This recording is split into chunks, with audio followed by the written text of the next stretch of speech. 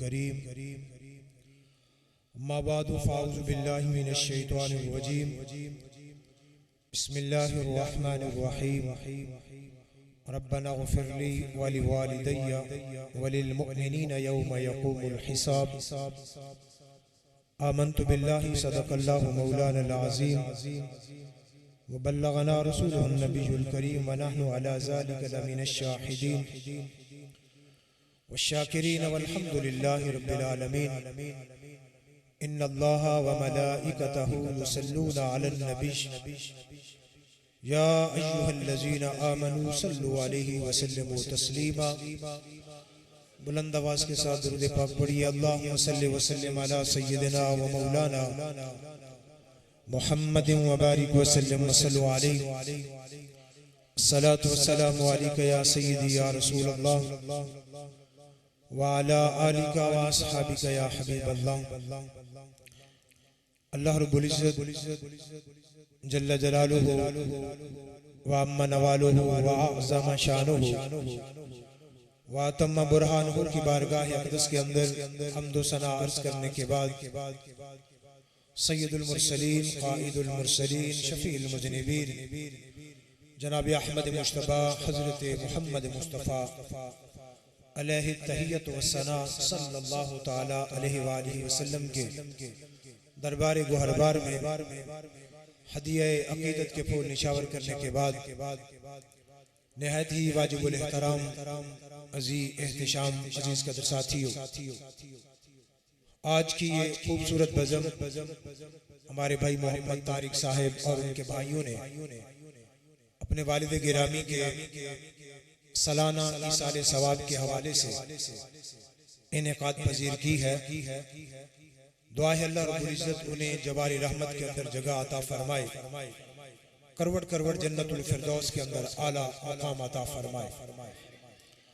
अरबाब बसीरत औलिया अल्लाह फरमाते हैं कि जो बंदा जितनी दूर से चलकर जिक्र मुस्तफ़ा सल्लल्लाहु अलैहि वसल्लम की महफिल में जलवागर होता है, अल्लाह रब्बुल इज़्ज़त की ज़ात उसे खाली नहीं भेजता।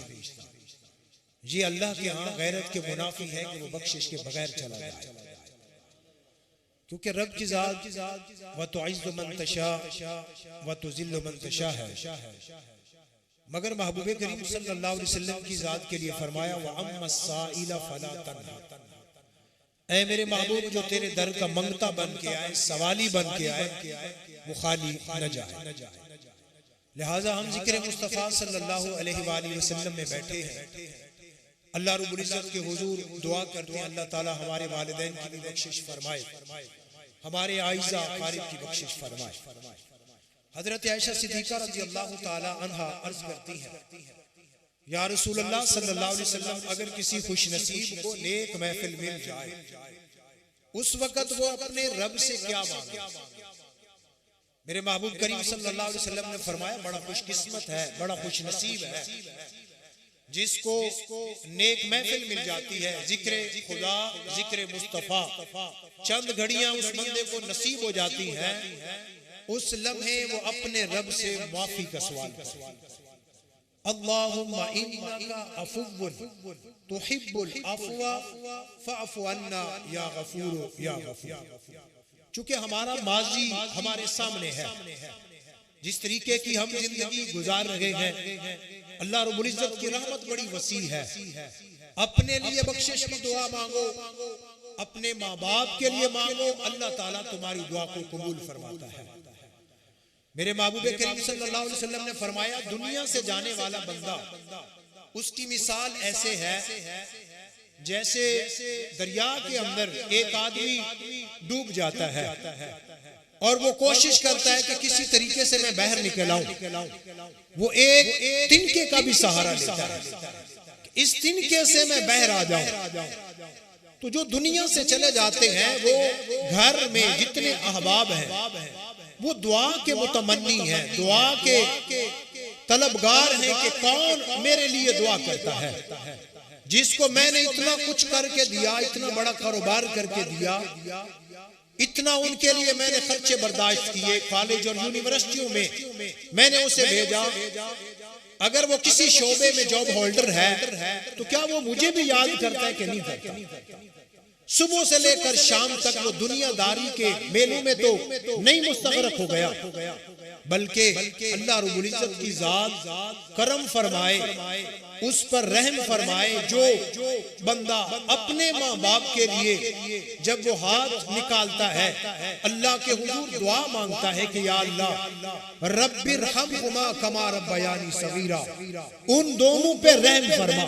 ये हुमा को ज़मीर है, तस्निया की है, ये माँ बाप के ऊपर शामिल है, दोनों पर रहम फरमा। वजह क्या है? कमा रब्बयानी सगीरा, जैसा कि उन्होंने मुझे छोटी उम्र के अंदर किया। अगर किसी बंदे को मसरूफियत के हवाले से दुआ का टाइम नहीं मिलता, अगर उस बंदे को 5 वक्त की नमाज मिलती है तो वो नमाज में आता हयात की शक्ल में बैठ के आखिर में कौन सी दुआ मांगता है? रब्बना ग़फ़िरली व लिवालिदैया, ऐ हमारे रब बख्शिश फरमा मेरी, वाले वालिदैया और मेरे माँ बाप की भी बख्शिश फरमा, वलिल मुमिनीना और उम्मत मुस्लिमा की भी बख्शिश फरमा। क़यामत वाले दिन उन्हें बगैर हिसाब के जन्नत के अंदर जगह अता फरमा। इंसान अगर दुनिया में है तो उस पर भी अल्लाह की जात ने रहम किया, और अगर वो दुनिया से चला गया तो पीछे जो उसके आइज़ा अकारिब हैं वो उनके लिए दुआ करते हैं। अल्लाह ताला उनकी दुआ की वजह से अल्लाह वालिदैन की बख्शिश फरमा देता है। कुरान मजीद 1/3 अल-हम्द से लेकर वन्नास तक जब भी कोई कुरान पढ़ता है तो 1 या 2 आयतों के बाद रब की जात फरमाती है कि मेरी इबादत करने के साथ साथ अपने माँ बाप के भी शुक्रगुजार बन जाओ। अनिश्कुर ली वाली वालिदैका व इलैयल मसीर, मेरे भी शुक्रगुजार बन जाओ, और चूंकि मेरी इबादत कर रहे हो मैंने तुम्हें हुक्म दिया है और तुम कोई और काम दुनिया के अंदर ऐसा कर नहीं सकते जो मेरी नाफरमानी के जुमरे में आता है। अगरचे फर्मा बरदारी के हवाले से जो भी काम कर रहे हो उसमें अपने माँ बाप के लिए अपने आइज़ा अकारिब की बख्शिश की भी दुआ किया। बहुत खुशकिस्मत है वो अहबाब जो किसी जगह पर भी बैठे हैं तो जिक्र अस्कार करने के बाद अपने माँ बाप के लिए दुआ करते हैं। वो अपनी औलाद के सामने दुआ किया करो।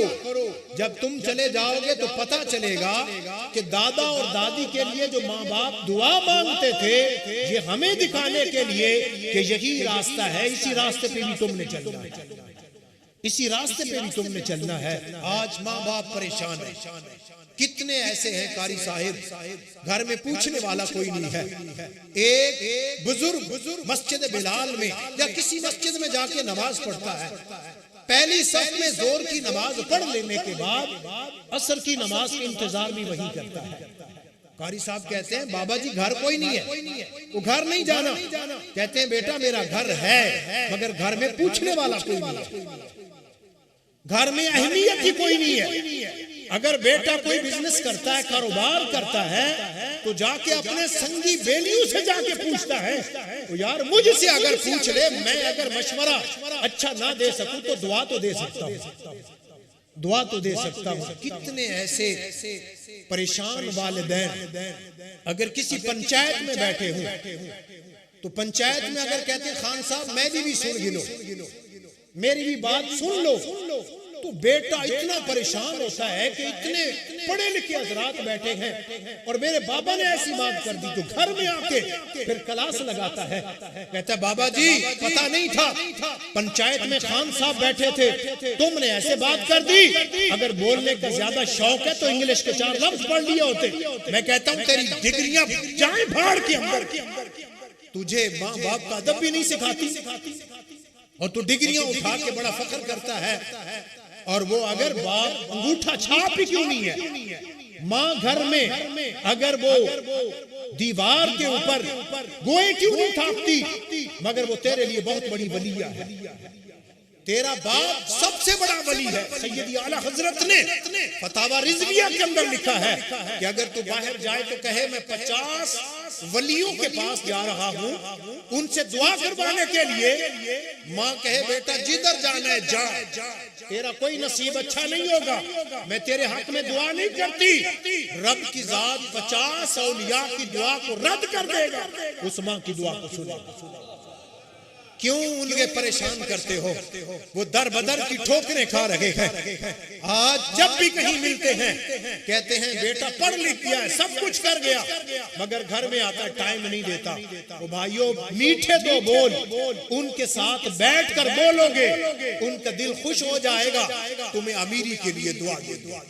कहेंगे हमने कोठी के अंदर छोटी सी खेमे के अंदर हमने जिंदगी गुजारी है, या अल्लाह मेरे बच्चे को कोठियां अता कर दे, मेरे बच्चे को बहुत रिज़्क अता कर दे। तो भाइयों ये माँ बाप मुकद्दस हस्तियां हैं, इनके पाँव में आके बैठ जाओ, इनके पाँव दबाया करो, इनके हाथ चूमा करो। जब तुम ये काम करोगे तो दिल से दुआ निकलेगी, या अल्लाह मेरे इस बच्चे को कामयाबी दे। वो सोशल मीडिया पे एक मैसेज क्या वायरल हुआ कि एक बुजुर्ग जो है उसको बेटे ने मोबाइल लेके दिया, तो वो 3-4 हफ्ते के बाद कॉल नहीं आ रही थी, तो वो मोबाइल लेकर ना मार्केट में जाता है, कहता है मोबाइल वाले से इस मोबाइल को ठीक कर दो। उसने मोबाइल खोला तो मोबाइल ठीक था, उसने जल्दी बंद करके दे दिया, बाबा जी तेरा मोबाइल ठीक है। कहने नहीं बेटा फिर दोबारा खोल। वो समझ गया शायद बाबा वाम का मरीज है, चलो इसके सामने दोबारा खोलते हैं। दोबारा खोला, फिर बंद किया, बंद करके कहता बाबा जी मेरे गाह खराब ना करियो, तुम यहाँ से जाओ, मोबाइल ठीक है। कहता बेटा अगर मेरा मोबाइल ठीक है तो इस पर मेरे बेटे की कॉल क्यों नहीं आती?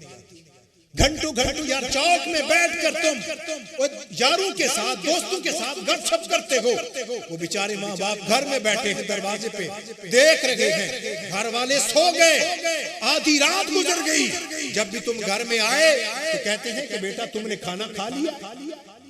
अगरचे बेटा कितना ही बुजुर्ग हो गया, उसके बावजूद भी माँ अपनी रजाई उठा के देखती है मेरा बेटा कैसे आ गया। वो पूछती है मेरा बेटा तुझे कोई तकलीफ तो नहीं हुई? क्योंकि घर वाले कहते हैं हमारे लिए क्या कुछ लेके आया? माँ कहती है बेटा कुछ खा के आया कि नहीं? कुछ खा के आया है कि नहीं आया? वला तकुल लहुमा उफ, उफ तक भी न कहो। उफ की अगर तुम अरबी के अंदर उस डिक्शनरी को अगर तुम खोल के देखो तो उफ की डेफिनेशन क्या है, इसका तर्जमा क्या है? उफ अगरचे हम कह देते हैं, हमारी जबान से निकल जाता है, ये हल्का सा जुमला है, मगर अल्लाह की जात कहती है कि माँ बाप के सामने उफ तक भी न कहो। ये उंगली है, नाखून के नीचे जो मैल है ना, मैल, इसको कहती है उफ, इसे उफ कहा जाता है। यानी यार इसकी कितनी कोई हैसियत ही नहीं है। माँ बाप के सामने अगर तुम्हें बात अच्छी नहीं लगती तो सर झुका के चले जाओ, माँ बाप से ये ना कहो कि तुमने कैसी बात कर दी है, उनके सामने उफ तक भी ना कहो। यहाँ तक कि मेरे महबूब करीम सल्लल्लाहु अलैहि वसल्लम की बारगाह में एक सहाबी ने अर्ज की या रसूल अल्लाह सल्लल्लाहु अलैहि वसल्लम मैं जिहाद पे जाना चाहता हूँ। मेरे महबूब ने फरमाया अहय्युल वालिदा, तेरे वालिदैन जिंदा है?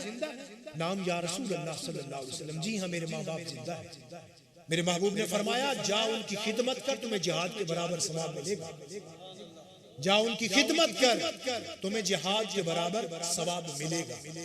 नमाज पढ़ना, नमाज तहज्जुद, जिक्र अज़कार, महफिल के अंदर शरीक होना, ये भी बहुत बड़ा नेकी का काम है, मगर हमारे अंदर जो खामी या कमी पाई जाती है वो वालिदैन की नाफरमानी के हवाले से है।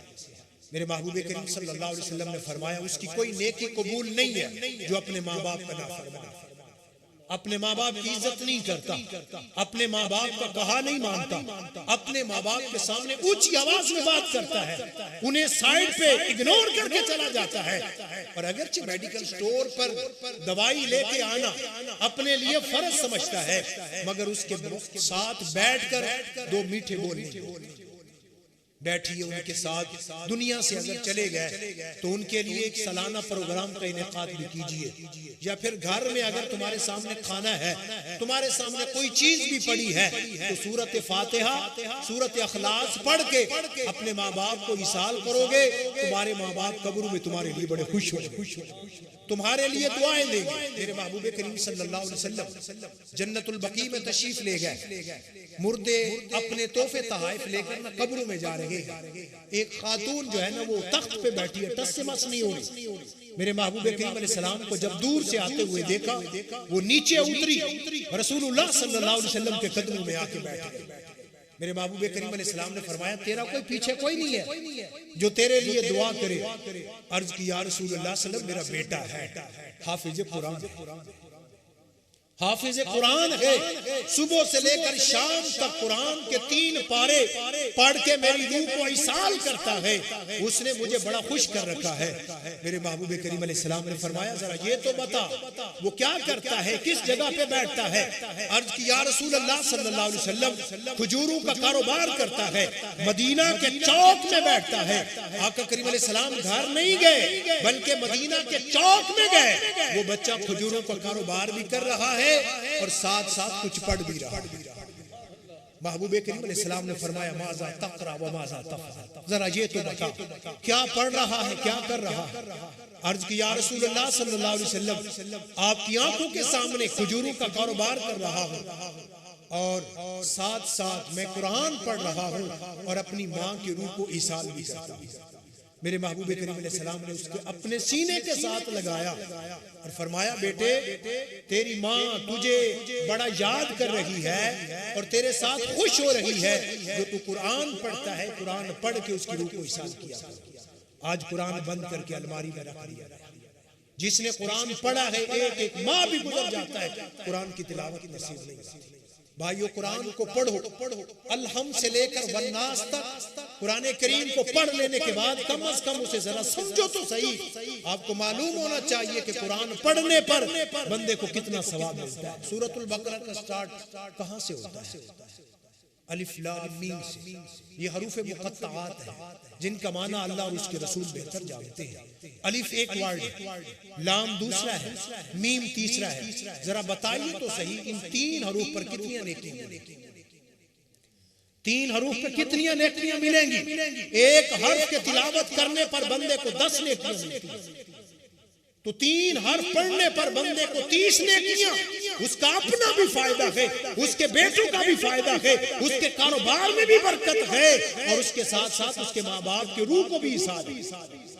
क्योंकि जो औलाद वालिदैन अपने बेटों को पढ़ा के कुरान की तालीम से रोशनास करवा के जाते हैं, फिर जब वो कुरान पढ़ते हैं तो उनकी रूहों को इतना सुकून मिलता है कि हम दुनिया में अपने बच्चों में से एक बच्चे को आलिम बिल कुरान बना के आए थे, अपनी बच्चियों में से एक बच्ची को आलिम बिल हदीस बना के आए थे। दुनिया के अंदर अगर सबसे बड़ी दौलत है तो औलाद जिसने कुरान पढ़ा है, जिसने हदीस तैयबा पढ़ी है और जो दुनिया के जितने उलूम और फनून पढ़ने के साथ साथ उसने कहा, इस्लाम के बगैर, कुरान के बगैर मेरा दुनिया में कोई चारा नहीं है। अगर कुरान पढ़ूंगा तो दुनिया के उलूम और फनून में भी मुझे बरकत नसीब हो जाएगी। सैयारा डाइजेस्ट के पहले पेज पर, इंडिया में एक सैयारा डाइजेस्ट है, उसके पहले पेज पर एक वाकया लिखा हुआ कि एक बस्ती में एक बंदा फौत हो गया। जैसे हमारे नौजवान घरों में आ जाते हैं तो उन्हें कहा जाता है कि जाओ मोहब्बत शाह कब्रिस्तान में फलां जगह पर हमने निशान लगाया, वहां कब्र की खुदाई करनी है। वो 3-4 नौजवान जब कब्रिस्तान में गए तो कब्र की खुदाई करने लगे। जब एंड पर पहुंचे तो चूंकि 7-7 कब्रें हैं, एक कब्र की 4-5 ईंटें अंदर गिर गई। नौजवान कहता है कि मैंने जरा झांक के तो देखा, अंदर एक बाबा है, उसकी चिट्टा सा लिबास है, उस लिबास पर एक मट्टी का धब्बा भी नहीं। उसकी कब्र में गुलाब के फूल है, उसकी कब्र में चांदनी है। इतनी खूबसूरत जिंदगी उसकी कब्र में गुजर रही है। वो कहते हैं हमारा मैयत भी आ गया, उसका जनाजा पढ़ लेने के बाद जब कब्रिस्तान में लेके गए तो हमने जल्दी जल्दी ईंटें रख दी और मैयत को रख लेने के बाद हमने कब्र बंद कर दी। और बंद करने के बाद जब आए तो मेरे दिल में ये तमन्ना, ये तशवीश थी कि उस बाबे के बारे में पता करें कि वो किस मोहल्ले का है, उसका घर कौन सा है। कहते हैं मैं पूछता जब एक बस्ती में एक घर पर गया, दरवाजे पे दस्तक दी तो एक माई आसे पे टेक लगाती हुई दरवाजे पर, दरवाजा खोला तो नौजवान को देखकर कहने लगे, नौजवान खैरियत तो है? काफी अरसा हो गया हमारे घर में कोई नहीं आया। कहा माँ जी मैं पूछने के लिए आया हूँ, मुझे पता चला है कि तुम्हारे खामन का दुनिया से काफी अरसा हो गया है, गुजर हुआ, तो पूछना ये चाहता हूँ उसकी शबो रोज, उसकी रात और उसका दिन कैसे गुजरता था। कहा बेटा खैरियत तो है, तुम क्यों पूछने के लिए आए। कहा मैंने माजरा ही ऐसा देखा है, मजबूर हो गया हूँ तुमसे पूछने के लिए। कहा बेटा मेरा हस्बैंड, मेरा खामन अगरचे कुरान नहीं पढ़ा हुआ था, शौमिये किस्मत, मगर सुबह की नमाज पढ़ लेने के बाद जब भी घर में आता अलमारी से कुरान निकाल के अपनी झोली में लेके आता और कुरान खोल के कहता या अल्लाह ये भी हक है, ये भी सच है, ये भी हक है, ये भी सच है। सारी जिंदगी मैंने उसको ये देखा हक और सच का नारा लगाते हुए। कहा फिर सुन लो, अल्लाह की जात ने उसकी कब्र में चांदनी पैदा कर दी है। तो भाइयों अगर कुरान पढ़े तो कब्र में कितना रोशन और कितना जो है उजाला होगा। कुरान पढ़ने से कितनी उसकी कब्र के अंदर बरकतें होंगी। लिहाजा इस दुनिया के अंदर रहते हुए अगर कोई कारोबार दुकान पे बैठा है या कोई किसी जगह पर भी है, आज तो मोबाइल का दौर है, मोबाइल के अंदर कुरान को डाउनलोड करके आप कुरान पढ़ सकते हैं। एक रकू पढ़िए, एक पारा पढ़िए और पढ़ के अपने लिए भी बरकत की दुआ कीजिए और माँ बाप के रूह को ईसाले सवाब कीजिए। हजरत मालिक बिन दिनार रहमतुल्लाह अलैह कहते हैं मैंने 60 हज किए। कितने हज किए? 60 हज किए। मेरा आखिरी हज था मक्का की सरजमीन पर। जब मैंने इतना रश देखा, उनको देखने के बाद मैं जब सोया तो इससे कबल मैंने दुआ मांगी कि या अल्लाह इतने लोग आए हुए हैं, सारों का हज कबूल हो गया। हातिफ़े गैबी से आवाज आती है सारों का कबूल हो गया मगर एक बंदे का नहीं, जिसका नाम है हारून, और वो बलख का रहने वाला है। हजरत मालिक बिन दिनार कहते हैं मैं जब सुबह उठा तो मैं पाकिस्तानी, तुर्की, इंडोनेशियन सारों के पास गया। मैंने कहा यार बलख के खैमे के बारे में तो बताओ, बलख वालों के बारे में तो बताओ। किसी ने इशारा किया कि वो सामने चले जाओ, वहां तुम्हें बलख के लोग मिल जाएंगे। बलख के लोग मिल गए। मैंने कहा यार तुम्हारे अंदर कोई हारून बंदा रहता है? कहा जी हाँ, बड़ा नेक आदमी, बहुत ही अल्लाह का प्यारा है। सुबह से लेकर शाम तक अल्लाह रब्बुल इज्जत के कलाम की तिलावत करता है। जब भी देखें जिक्र अस्कार में है, जब भी देखें नवाफिल के अंदर है, कभी देखें तो रोजे की हालत में है। वो कहते हैं यार मेरे ज़हन के अंदर जो उसका स्केच बना हुआ था कि हातिफ़े गैबी से आवाज आई, उसका तो हाजी कबूल कोई नहीं हुआ। तुम कहते हो इतना बड़ा नेक है। चलो वो देखो, वो सामने खैमा 2 पहाड़ों के दरमियान लगा हुआ है। मालिक बिन दिनार कहते हैं मैं जब उसके खैमे के पास गया, मैंने कहा सलाम अलैकुम हारून। वो कहने लगा वालेकुम अस्सलाम मालिक बिन दिनार। को मालिक बिन दिनार कहते हैं यार फेस टू फेस तेरी मेरे से मुलाकात ही नहीं हुई और तू मेरा नाम कैसे पहचानता है? कहा पूरी दुनिया तेरा नाम पहचानती है, मैं इसलिए पहचानता हूँ तू मुझे कहने के लिए आया तेरा हज कबूल। इससे कबल मैंने 24 हज किए। अल्लाह रब्बुल इज्जत किसी न किसी वली की ड्यूटी लगाता है कि जाओ हारून से कह दो कि तेरा कोई हज कबूल कोई नहीं है, चला जा यहाँ से। जितना कुछ खर्च करके मक्का की सरजमीन पर आया, मुज़दलिफा, अरफात, मिना, काबतुल्लाह के तूने चक्कर लगाए हैं, सब कुछ बेकार गया तेरा ज़ाया। मालिक बिन दिनार कहते हैं यार जरा ये तो बता, इसकी वजह कोई रीजन तो होगा ना, तेरा हज कबूल क्यों नहीं होता? कहते ये राज है, नहीं बता नहीं सकता। कहा नहीं मुझे बताना पड़ेगा, कभी किसी से बात शेयर करो तो कोई ना कोई हल निकल आता। तो जरा बता तो सही, तेरा कोई ना कोई हल मैं निकाल के दूंगा। मालिक बिन दिनार कहते हैं हारून ने अपना हाथ निकाल के दिखाया तो उसका हाथ कटा हुआ, हाथ कटा हुआ था। कहा मालिक बिन दिनार मेरा हाथ देखा है, ये कटा हुआ है। कहा वजह क्या है? कहा कि मैं शराब के नशे में एक मर्तबा धुता, मेरी जो साथ मेरे दोस्त थे, मेरी दोस्ती जिनके साथ थी वो गलत किस्म के लोगों के साथ थे। सुबह से लेकर शाम तक उन्हीं के साथ रहता। रमजान शरीफ का महीना था, शराब मैंने पी हुई। मैं जब घर में आया तो मेरी माँ तंदूर पे रोटियां बना रही है। मैंने माँ से कहा माँ जी मुझे एक रोटी दोगी? कहा बेटा कितना बदबख्त है, कितना तू बदकिस्मत है, एक तो रोजा नहीं रखता और दूसरा आगे से रोटी मांगता है। चल वहां जाके बैठ जा, जब रोटी बन जाएगी इफ्तारी का टाइम होगा तुझे रोटी डाल दी। हारून कहते हैं रोटी तो कुत्ते के सामने डाली जाती है, मेरी माँ ने मेरे सामने ये कह दिया कि तुझे रोटी डाल दी जाएगी। मुझे इतना गुस्सा आया, मैंने माँ को थप्पड़ मारा। मैंने माँ को जब थप्पड़ मारा मेरी माँ तंदूर में चली गई। घर वालों ने मुझे बंद कर दिया कमरे में, बाहर से दरवाजा मुकफ्फल कर दिया। एक दिन गुजरा, 2 दिन गुजरे, जब मुझे होश आया तो मैंने देखा मेरी बीवी बैग में कपड़े डाल के कहीं जा रही है। वो मैंने कहा कहाँ जा रही हो? मुझसे पूछा नहीं है, खामन से इजाजत लिए बगैर तो कदम ही बाहर नहीं रख सकती।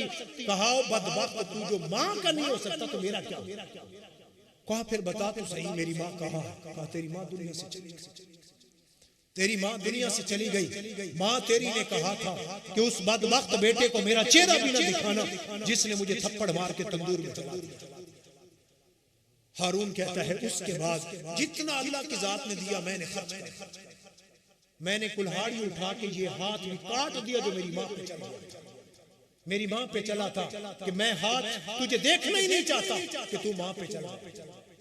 उसके बाद जब भी हज का सीजन आता है, 1 साल गुजरने के बाद मैं वीजा लगवाता हूँ, टिकट सब कुछ ओके होने के बाद मैं इधर आता हूँ, मैं दुआ मांगता हूँ कि या अल्लाह मुझे माफ कर दे।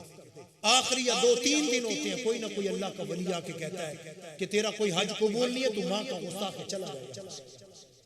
मालिक बिन दिनार कहते हैं मुझे भी गुस्सा आया, मैंने भी उसे थप्पड़ मारा कि माँ का इतना बड़ा गुस्सा है। मालिक बिन दिनार कहते हैं मैं जब अपनी जगह पे गया तो नमाज ईशा अदा करने के बाद सोया, मेरी किस्मत का सितारा चमका, रसूलुल्लाह सल्लल्लाहु अलैहि वसल्लम की ज़ियारत हुई। मेरे महबूब ने फरमाया मालिक बिन दिनार हारून को थप्पड़ नहीं मारना चाहिए था, अल्लाह ने हारून को माफ कर दिया, अल्लाह ने हारून को माफ कर दिया। मैंने अर्ज किया या रसूलुल्लाह सल्लल्लाहु अलैहि वसल्लम आखिर कैसे उसको माफ कर दिया गया? मेरे महबूब करीम अलैहिस्सलातु वस्सलाम ने फरमाया जब कयामत का दिन होगा, रब की अदालत लगी होगी और माँ मुकदमा लेकर अल्लाह रब्बुल इज्जत की बारगाह में हाजिर होगी, अर्ज करेगी या बारी इलाही ये मेरा बेटा है, इसने मुझे थप्पड़ मार के तंदूर में जलाया, गिरा के जलवा दिया, लिहाजा मेरी आंखों के सामने इसे जहन्नम में घसीट कर डाल दिया जाए। अल्लाह रब्बुल इज्जत की जात फरमाएगी मेरे फरिश्तों इसे घसीट कर जहन्नम में डाल दिया जाए। जब फरिश्ते आगे बढ़ेंगे उसे घसीट कर जहन्नम की जानिब लेके जाने लगेंगे, हारून पीछे मुड़ के देखेगा माँ मुझे माफ कर दे, मुझे माफ कर दे। वो माँ ममता है, उसने चूंकि उसे दूध पिलाया, उसने उसकी सब कुछ देखा, न गर्मी देखी न सर्दी देखी, अपने बच्चे की उसने खिदमत की, यहाँ तक कि तीसरी बार जब कहेगा तो माँ कहेगी या बारी इलाही ये मेरा बेटा है, मैंने इसे माफ कर दिया, मैंने इसे माफ कर दिया। रब की जात फरमाएगी अगर तूने माफ कर दिया तो हमने भी माफ कर दिया। ओ भाइयों आओ इस चौखट पे आ जाओ। अगर कुछ भी नहीं देते ना, खुदा की कसम तुम उनके सामने भी बैठ जाओ ना, अगर उनकी तुम जियारत करो अल्लाह ताला तुम्हें हज मबरूर के बराबर सवाब अता करेगा। कितने ऐसे नौजवान हैं कहते मुझे कुछ भी नहीं दिया, मैं क्यों जाऊं अपने माँ बाप के घर में, तो मैं उनको क्यों अपने मुंह के साथ लगाऊं। तो खुदा के लिए अगर कुछ भी नहीं दिया तो ये समझ लो दुआ तो दे रहे हैं। अगर तुम 2 बार 3 बार भी उनके सामने जाके माफी मांग लोगे वो तुम्हें माफ करेंगे। अगर वो दुनिया में नाराज रहे तो चले गए, अब राजी करने का तरीका क्या है? मेरे महबूब करीम अलैहिस्सलातु वस्सलाम ने फरमाया कब्र पे रोजाना जाया करो, वहां सूरत यासीन की तिलावत करो। अगर सूरत यासीन आती है, नहीं आती तो सूरत इखलास तो आती है ना, वो पढ़ के दुआ किया करो। माँ की रूह तुम्हारे से राजी हो जाएगी, माँ की रूह तुम्हारे से राजी हो जाएगी। रब्बना वफ़िरली वलिवालिदैया वलिलमुमिनीना यौम यक़ूमुल हिसाब, ऐ हमारे रब मेरी भी बख्शिश फरमा और मेरे माँ बाप की भी बख्शिश फरमा। अल्लाह रब्बुल इज्जत भाई मोहम्मद तारिक साहिब के वालिद मोहतरम चौधरी मोहम्मद मंजूर साहिब बड़े अच्छे अखलाक के मालिक थे। जब भी कभी मिलते तो बड़े हंस के बड़े मुस्करा के मिलते, बड़ी मोहब्बत के साथ पेश आते। अल्लाह ताला उनकी बख्शिश फरमाए, अल्लाह ताला करवट करवट जन्नतुल फिरदौस में आला मुकाम अता फरमाए। व आखिरु दावाना अनिल हम्दुलिल्लाहि रब्बिल